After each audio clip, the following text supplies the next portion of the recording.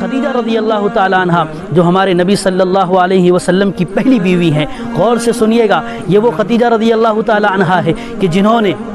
ایسے حالات میں ہمارے نبی کا ساتھ دیا کہ جہاں پر بالکل کفر کا ڈیرا تھا اور لوگ بالکل جو ہے توحید کو ماننے سے دور ہو رہے تھے، لیکن اس وقت وہ پہلی خاتون ہے کہ جنہوں نے حضرت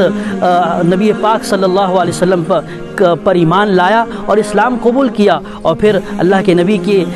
کے نبی کے حالات کو دیکھتے ہوئے جہاں پر حالات اچھے آتے تھے وہاں شکر کا مظاہرہ کیا، جہاں حالات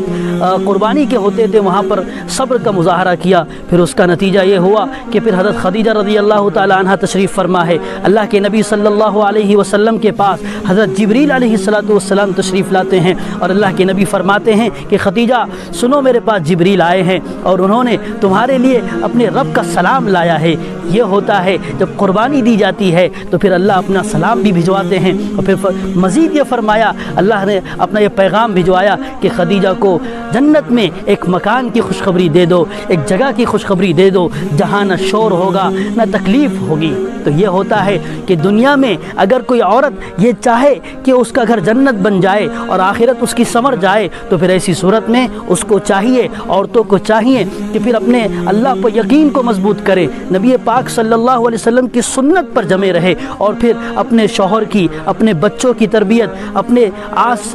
جتنے ماتحت تھے سب کے ساتھ اچھا احترام اور محبت کا معاملہ کرے، تو پھر ایسی صورت میں اللہ پاک ایسا معاملہ